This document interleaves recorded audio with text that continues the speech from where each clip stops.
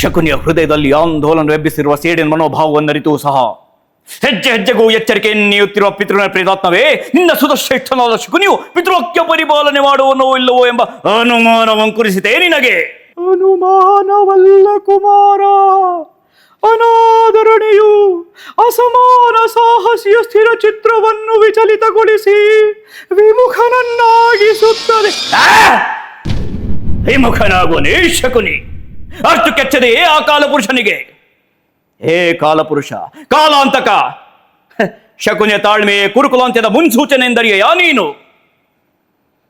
ಓ ದುರ್ಯೋಧನ, ನನ್ನ ತಂದೆ ಸುಬಲಜನೇ ನಿನ್ನ ಮಾವನೆಂದರಿತೂ ಸಹ ಕಾರ್ಗತ್ತಲೆಯ ಕಾರಾಗೃಹದಲ್ಲಡಗಿಸಿ ಒಂದು ಒಳ್ಳೆ ನೀರು, ಒಂದೇ ಒಂದು ಹಿಡಿ ಅಶನವನ್ನಿತ್ತು ಕ್ಷುತ್ಪಾದೆಯಿಂದ ತಲ್ಲಡಿಸಿ ಹಸು ನೀಗುವಂತೆ ಮಾಡಿದ ನೀನು, ನಿನ್ನ ಸೋದರರು ಇದೇ ಹಿಡಿಯಿಂದಲೇ ಸಾಧಿಸುವ ಗೆಲುವಿನಲ್ಲಿಯೇ ಪರಾಭವವನ್ನು ಹೊಂದಿ ಹಸು ನೀಗುವಂತೆ ತಂತ್ರ ಹೂಡಲೆಂದೇ ಸುಬಲ ಕುಮಾರರಲ್ಲಿ ಬದುಕಿ ಉಳಿದಿರುವೆ ನಾನು.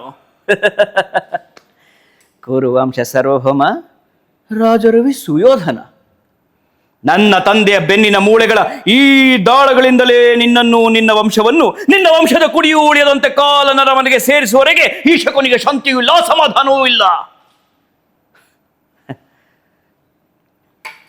ದುರ್ಯೋಧನ, ರಾಜರವಿ ಸುಯೋಧನ ಆಗಮಿಸುತ್ತಿದೆ, ಆಗಮಿಸುತ್ತಿದೆ ನಿನ್ನ ಅಂತ್ಯವನ್ನೆನಿಸುವ ದ್ಯೂತಾಸಕ್ತಿಯ ಶ್ರೇಷ್ಠ ಭೂತ.